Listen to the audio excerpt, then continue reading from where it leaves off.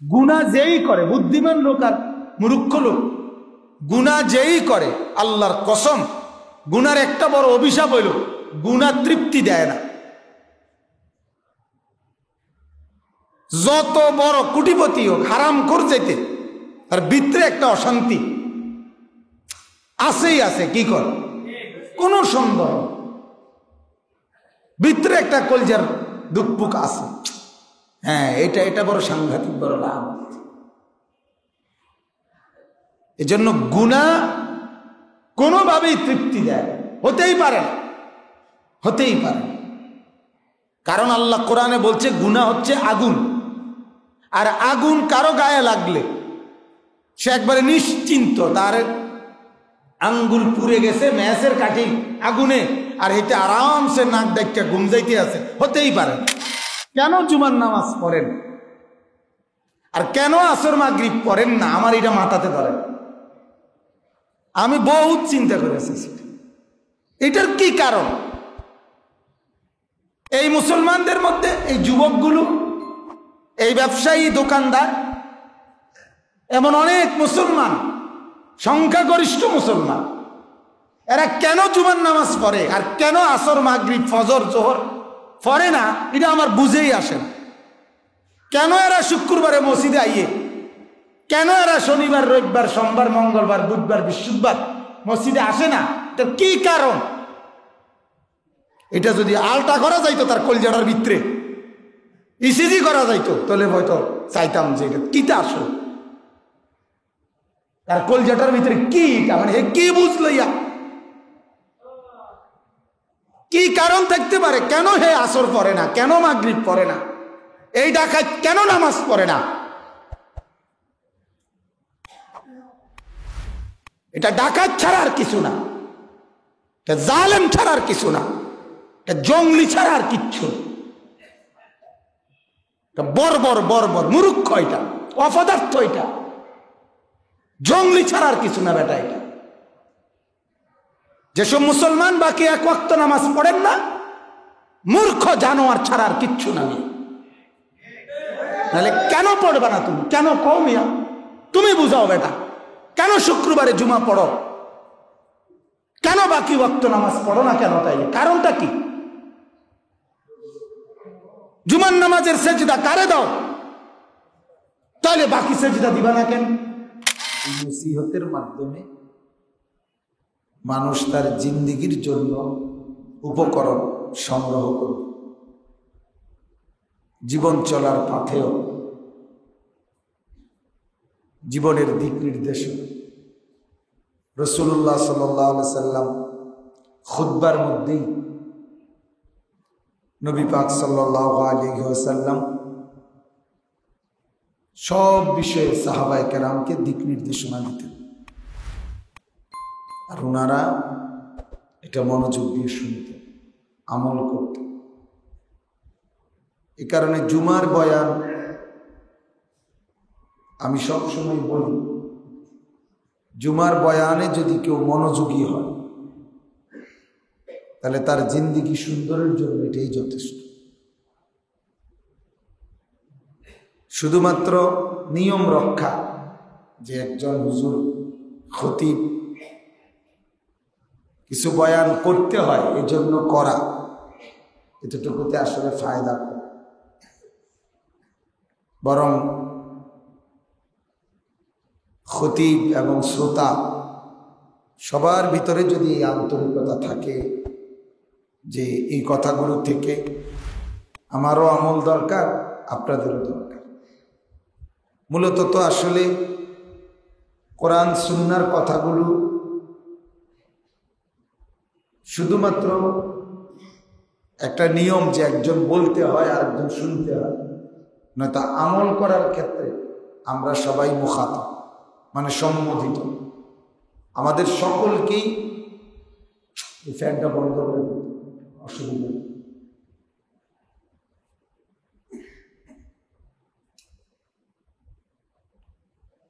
মূলত সকলকেই সম্বোধন করা। আমিও কোরআনুল কারীমের এই মুখাতব, মানে আমাকেও সম্বোধন করা বলা হচ্ছে, আপনাদেরকে। আমরা সকলেই সম্মোদিত। এই কারণে সবসময় ফিকির করবেন জুমার এই বয়ান, কোরআন সুন্নাহর এই বয়ান আমার জীবনে আসলে কতটুকু প্রতিফলন হল।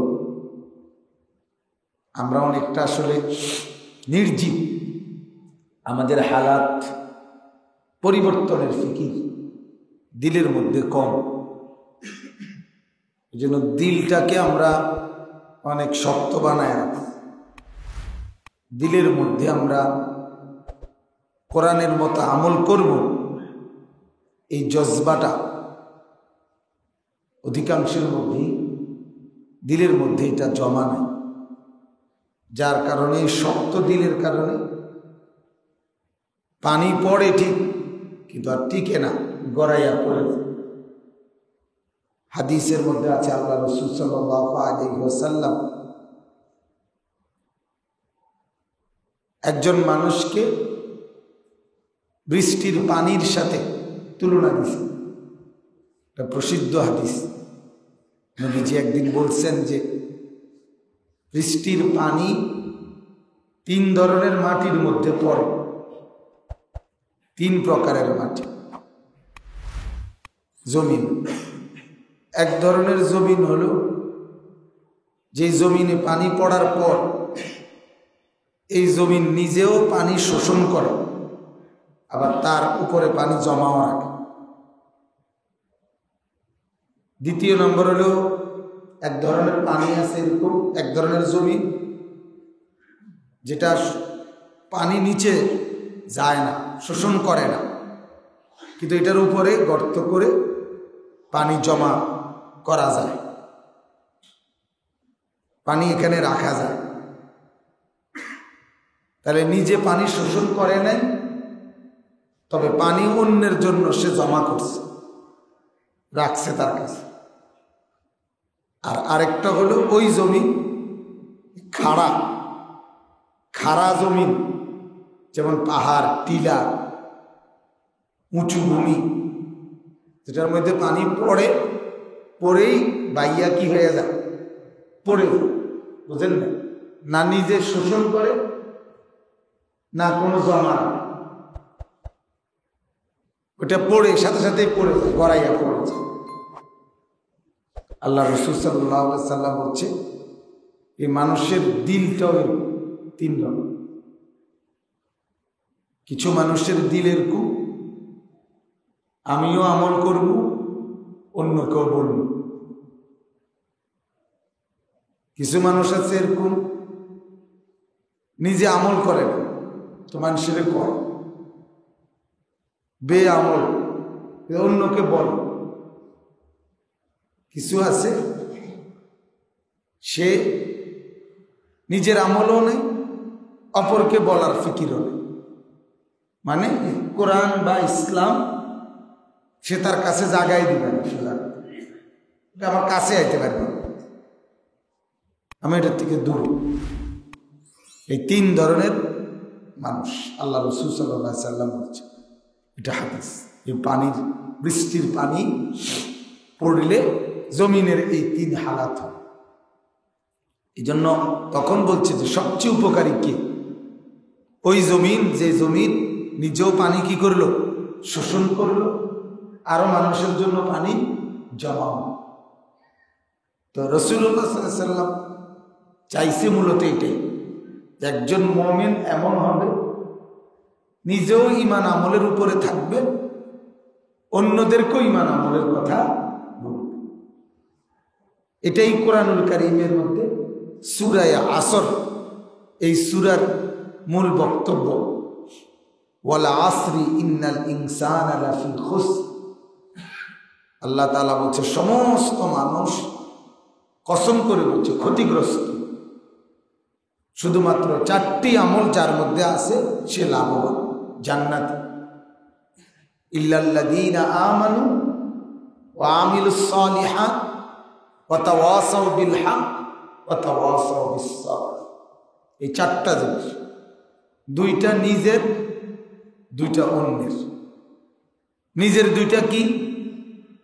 নিজের মধ্যে ঈমান আছে, নিজের মধ্যে নেক আমলগুলো আছে। 3 নাম্বার, অন্যকে নেক আমলের কথা, ঈমানের কথা বলতেছে, অন্যকে নেক আমলের কথা বলতেছে। এই দুটা মিলে নিজের ঈমান আমল ঠিক রাখছে এবং অন্যদেরকেও ঈমান আমলের কথা বলতেছে। আল্লাহ পাক বলেন এই 4টা একত্রে যার মধ্যে আছে সেই লাভবান, বাকিরা ক্ষতিগ্রস্ত।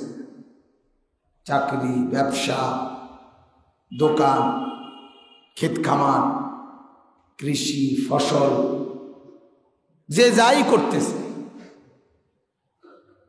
যেখানে যা করছে, যদি এই 4টা জিনিস মুসলমান হওয়ার পর তার মধ্যে না থাকে তাহলে সে ক্ষতিগ্রস্ত।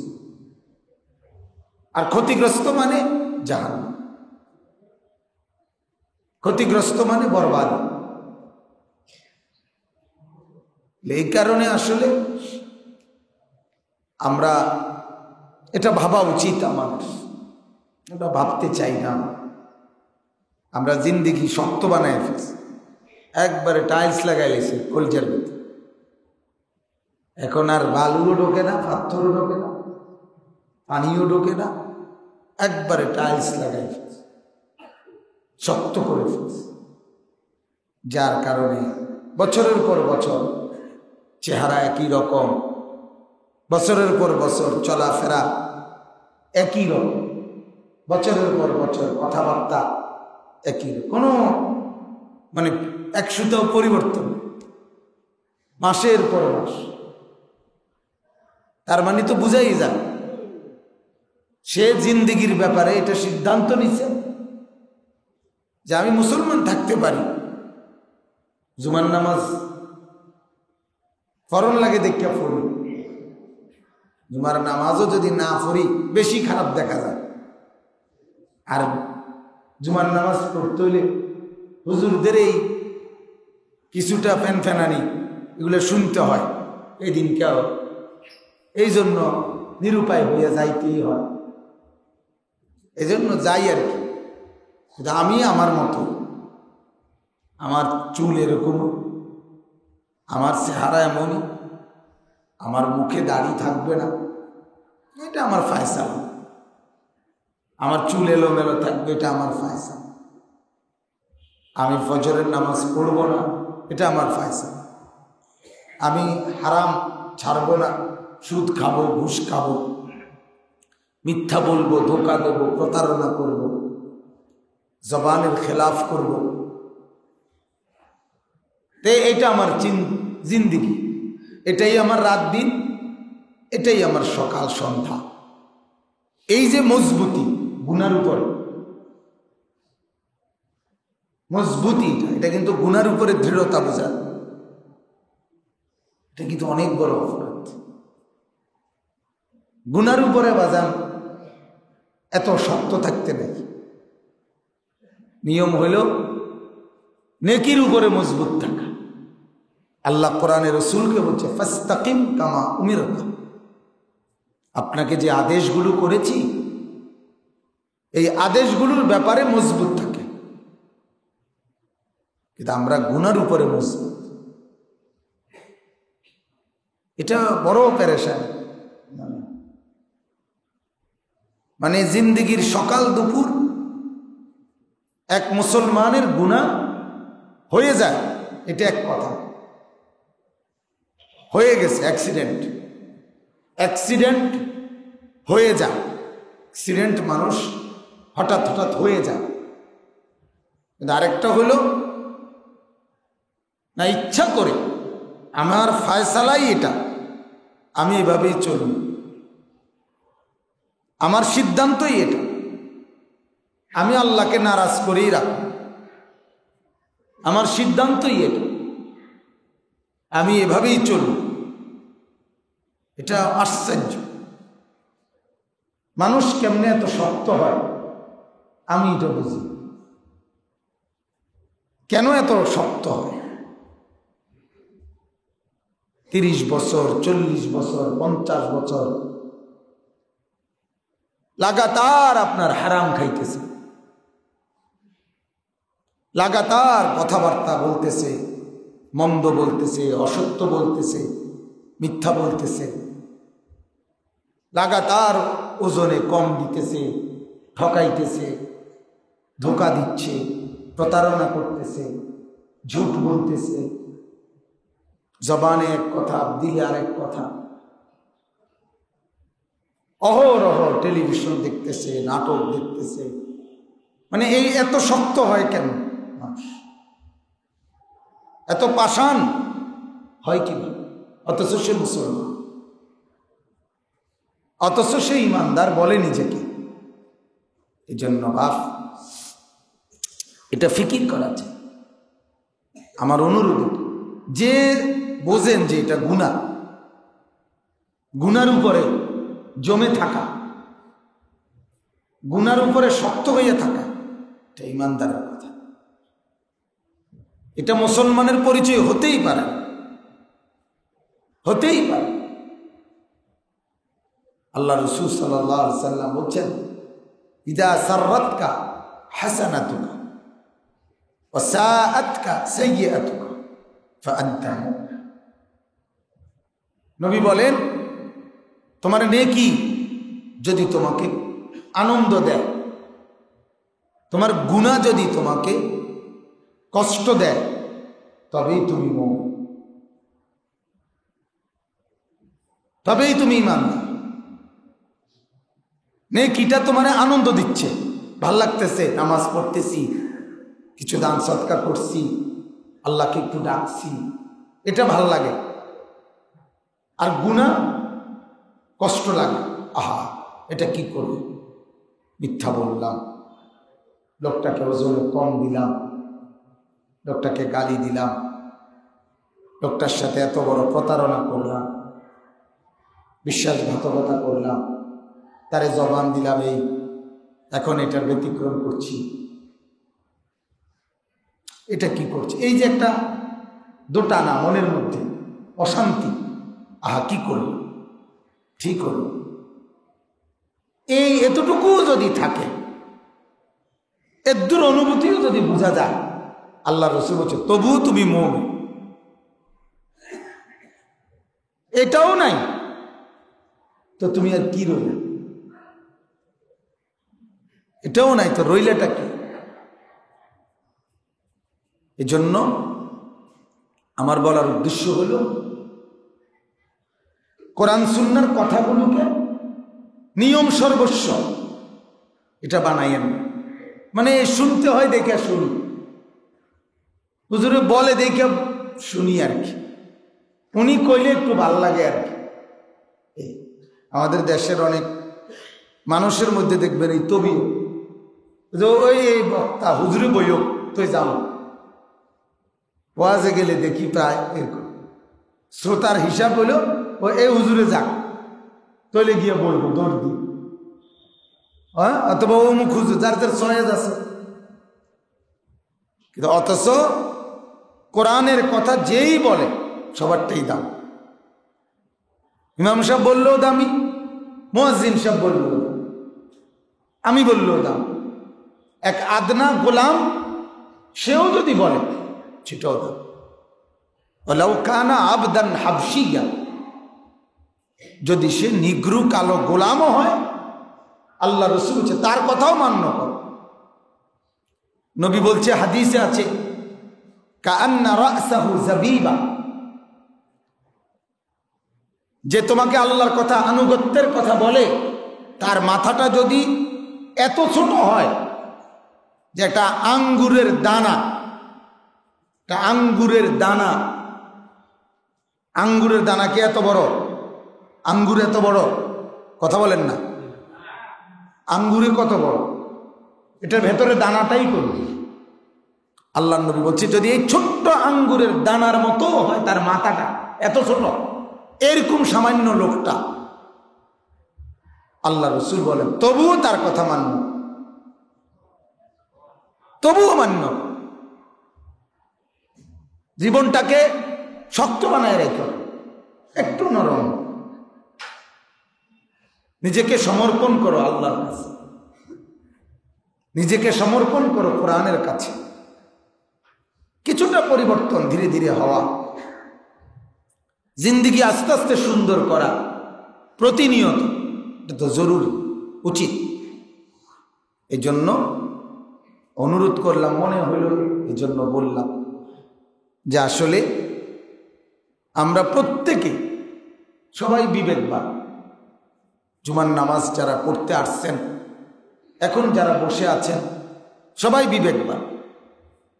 আপনাদের প্রত্যেকের হুঁশ আছে, দুনিয়া চিনেন, ডান বাম চিনেন, রাত দিন বোঝেন, রোদ বৃষ্টি বোঝেন, আলো অন্ধকার বোঝেন, শীত গরম বোঝেন, ভাত মাছ চিনেন, সব বোঝা গেল। ইহসাস অনুভূতি এখনো আছে, যার কারণেই তো এগুলো বোঝেন। অনুভূতি শূন্য না। তাহলে যেহেতু অনুভূতি আছে, যেহেতু বিবেক আছে, অতএব বিবেককে একটু কাজে লাগা। আল্লাহ তাআলা কোরআনুল কারীমে এটা বলছে, ফাতাবিরু ইয়া উলিল আবসার, হে চোখওয়ালা একটু ভাবো, একটু ভাবো। ফাতাবিরু, একটু ভাবো কি করতেছো। আর এটা কি জিন্দেগি কিনা, একটু ভাবো। আল্লাহ তাআলা বারবার বলছে, এই যে দুনিয়ার পিছনে জিন্দেগির ঘোড়া দৌড়াই দিলাম, আজ পর্যন্ত জিন্দেগির সব স্বাদ, সব স্বপ্ন পূর্ণ হইয়া আর কোনো সাধনা নাই। সে কে? সে কি? কই তো এ পর্যন্ত কারো নামে পৃথিবীতে, ইতিহাসের বই তো এমন নাই যে তিনি মৃত্যুর আগে ঘোষণা দিয়ে গেছেন যে পৃথিবীতে যত স্বপ্ন, যত স্বাদ ছিল আমার, সব আমি পূরণ করে গেছি। নাই, ফেরাউনেরও নাই, নমরুদেরও নাই। তাইলে কি হলো আমাদের? তাহলে দুনিয়া রাক্ষসের মতো, রাক্ষসের মতো।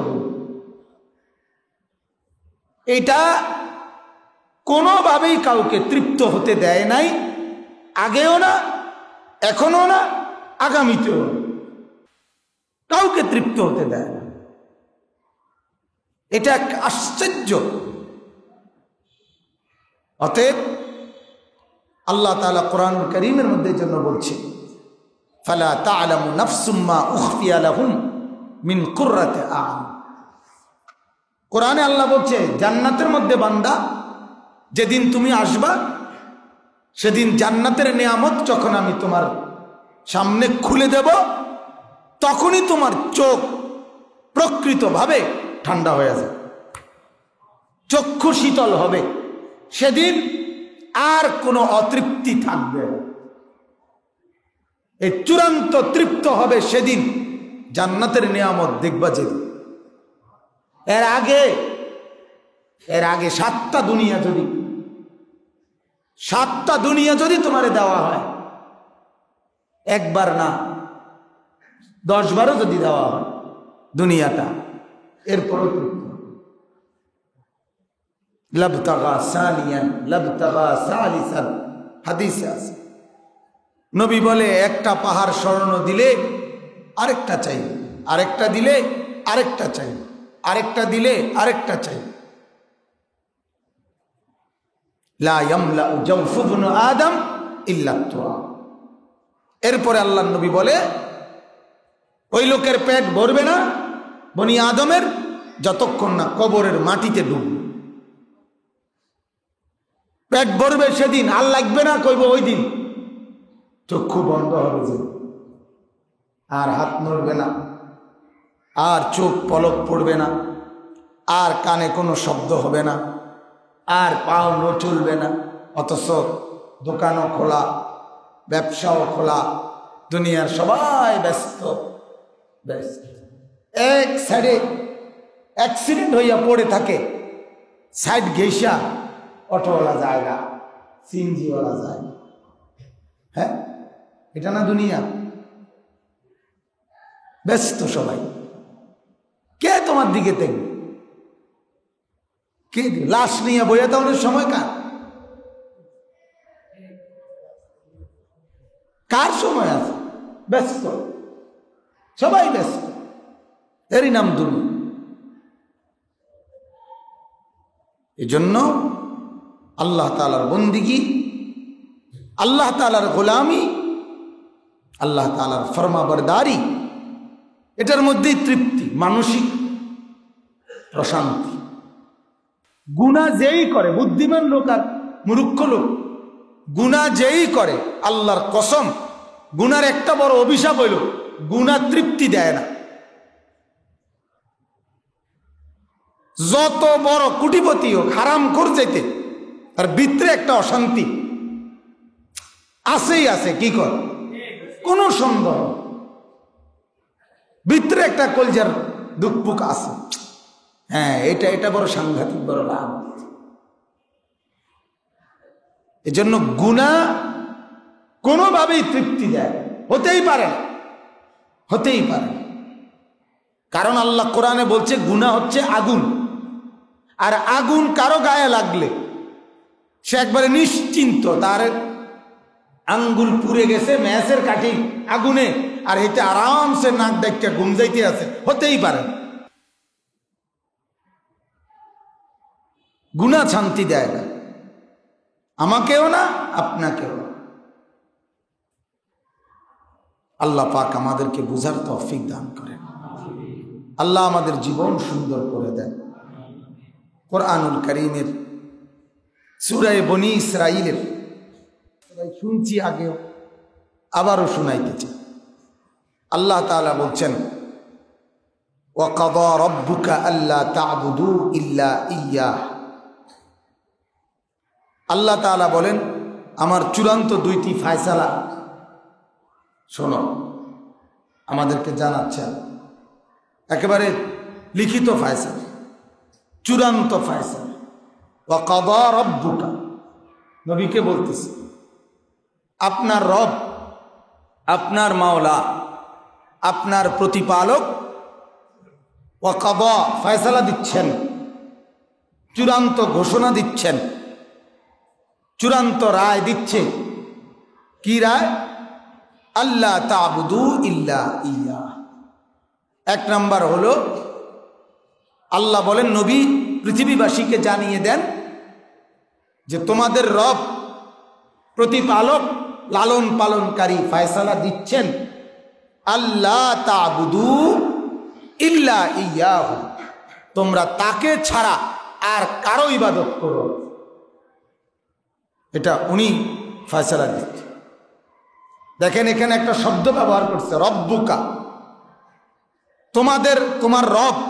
এই রব, এই শব্দ লালনকারী, পালনকারী, পুরা জগৎ সংসার দিয়ে প্রতিপালনকারী, এটা যে আল্লাহ, এটা পৃথিবীর প্রত্যেকেই মানে,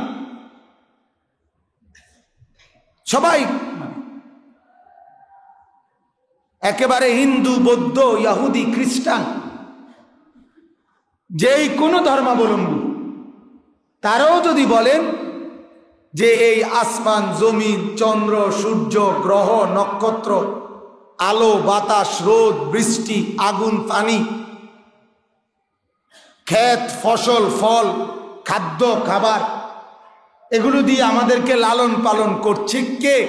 এইটা আল্লাহ। এই আল্লাহ, এই শব্দ আল্লাহ বলুক আর অন্য নামে বলুক, ভগবান বলুক আর ঈশ্বর বলুক, কথা বুঝছেন কিনা?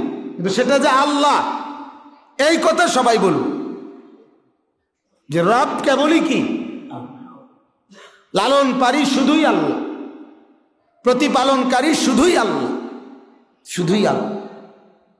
তো আল্লাহ তাআলা বলেন, যিনি লালন করে, পালন করে, তিনি ফায়সালা দিচ্ছেন। ওটা ওনার সিদ্ধান্ত যে আল্লাহ তা'বুদু ইল্লা ইয়্যাহ, তাকে ছাড়া আর কোনোভাবেই অন্য কারো ইবাদত করো না। লা তা'বুদু, আদম আলাইহিস সালাম থেকে নিয়ে আমাদের নবী পর্যন্ত সমস্ত নবীর এলান এই কথা ছিল, ইয়া কওমি ইবুদুল্লাহ, মা লাকুম মিন ইলাহিন গায়রুহু। সব নবীরা এই কথা এটা বলছে, ইয়া কওমি, হে আমার সম্প্রদায় জাতি, উবুদুল্লাহ, আল্লাহ তাআলার ইবাদত করো। কেন? মা লাকুম মিন ইলাহিন গায়রুহু, তিনি ব্যতীত আর কোনো ইলাহ নাই। সব নবীদের কথা, সমস্ত নবী এটা বলছে, সমস্ত নবী এটা বলছে, আলা তাত্তাকুন, হে আমার জাতি, আল্লাহকে ভয় করবা না। সব জাতি বলছে, সব নবী, সমস্ত নবী বলছে ফাত্তাকুন, সকলেই তোমরা আল্লাহকে ভয় করো, সবাই আল্লাহকে ভয় করো। তাহলে ইবাদত, গোলামি, বন্দেগী আল্লাহ চায় যাকেই তিনি লালন পালন করে তার কাছেই তিনি চাচ্ছেন এবং উনি ফায়সালা দিচ্ছেন। সেখানে আমরা যারা মুসলমান, আমাদের হালাতটা কি? অন্যরা বিধর্মী, তাদের চিন্তাটা আপাতত আপনি বাদে দিলেন, কিন্তু আপনি মুসলমান পরিচয় দিয়া আল্লাহর এই ফায়সালার ব্যতিক্রম আপনার একটা দিন চলা, এটা কেমন ইনসাফের দাবি? আপনার শনিবার ছুটে গেল নামাজ ছাড়া, আপনার রবিবার পার হয়ে গেল নামাজ ছাড়া, আপনার সোমবার পার হয়ে গেল নামাজ ছাড়া, আপনার মঙ্গলবার পার হয়ে গেল নামাজ ছাড়া, আপনার বুধবার পার হয়ে গেল নামাজ ছাড়া, বৃহস্পতিবার পার হয়ে গেল নামাজ ছাড়া। হায় মুসলমান, ঠিক কি জিন্দি বলেন? এটা কি কথা হইতে পারে? এটা কি ব্যাখ্যা হবে? এটা তো আল্লাহর ফায়সালা, এটা আল্লাহর সিদ্ধান্ত। এটা আল্লাহ তাআলার ব্যতিক্রম পছন্দ করে না, কোনোভাবেই আল্লাহ রাজি না, এর ব্যতিক্রম হতে পারবে না। এটা আমার রায় ও কদা, এটা আমার ফয়সালা, এটা আমার রায়। অতএব আবারও বলছি বাজার, ঘুরে ফিরে একই কথা। আরো 50 বছরও যদি বয়ান হয়, ঘুরে ফিরে একই কথা। আল্লাহর গোলামি করেন, গুনাহ ছাড়েন, এই কথা, এছাড়া আর কি? এছাড়া আর কোনো কথা নাই। তো আল্লাহ তাআলা বলেন, আল্লাহ তা'বুদু ইল্লা ইয়্যাহ। ইয়াহু এই শব্দটি মানে অর্থাৎ তাকে ছাড়া অন্য কারো কোনোভাবেই যেন বন্দিগি না হয়। বন্দিগি, গোলামি, আনুগত্য, ইবাদত শুধুই যেন আল্লাহ। এজন্য আমার অনুরোধ, একটা মুসলমান আপনাদের জীবন এমন একটা সপ্তাহ আপনারা বানাইয়েন না যারা নামাজ পড়েন না। এটা বড় আফসোসের জিনিস। সবসময় বলি আমি, আমার এটা অহরহ, কেন জুমার নামাজ পড়েন আর কেন আসর মাগরিব পড়েন না, আমার এটা মাথাতে ধরে। আমি বহুত চিন্তা করেছি এটার কি কারণ। এই মুসলমানদের মধ্যে এই যুবকগুলো, এই ব্যবসায়ী, দোকানদার, এমন অনেক মুসলমান, সংখ্যাগরিষ্ঠ মুসলমান, এরা কেন জুমার নামাজ পড়ে আর কেন আসর মাগরিব ফজর জোহর পড়ে না, এটা আমার বুঝেই আসে না। কেন এরা শুক্রবারে মসজিদে আইয়ে, কেন এরা শনিবার, রবিবার, সোমবার, মঙ্গলবার, বুধবার, বৃহস্পতিবার মসজিদে আসে না, তার কি কারণ? এটা যদি আলটা করা যাইতো তার কলজাটার ভিতরে, ইসিজি করা যাইতো, তাহলে হয়তো চাইতাম যে এটা কিটা আসলে তার কলজাটার ভিতরে কি, মানে হে কি বুঝলইয়া, কি কারণ থাকতে পারে? কেন হে আসর পড়ে না, কেন মাগরিব পড়ে না, এই ডাকাত কেন নামাজ পড়ে না? এটা ডাকাত ছাড়া আর কিছু না, এটা জালেম ছাড়া আর কিছু না, এটা জঙ্গলি ছাড়া আর কিচ্ছু। এটা বর্বর বর্বর মূর্খ, এটা অপদার্থ, এটা জঙ্গলি ছাড়া আর কিছু না বেটা। এটা যেসব মুসলমান বাকি এক ওয়াক্ত নামাজ পড়েন না, মূর্খ জানোয়ার ছাড়া আর কিচ্ছু না। নাহলে কেন পড়বা না তুমি? কেন কও মিয়া? তুমি বুঝাও বেটা, কেন শুক্রবারে জুমা পড়ো?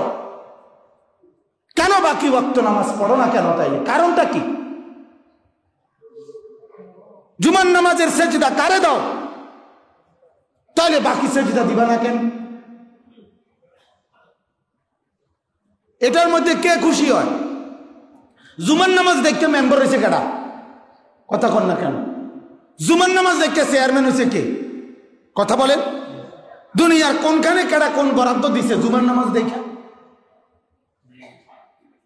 যে এই বেটা জুমার নামাজ পরে দেখে এর মেম্বার বানাইছে, চেয়ারম্যান বানাইছে, এই কারণে তো। তাইলে আল্লাহর জন্যই তো পড়েন আপনি, ঠিক কি না বলেন? যেই পড়ে হে এটাই বলবে, এটাই বাস্তবতা যে জুমার নামাজ আমি পড়ি। যেই পড়ে আমরা সবাইরে বললে সে এটাই উত্তর দিবে, আল্লাহর জন্য পড়ি, ঠিকই না বলেন? তো আমিও তো বলি তুমি আল্লাহর জন্য পড়ো, আমি খুশি তুমি আল্লাহর জন্যই পড়ছো।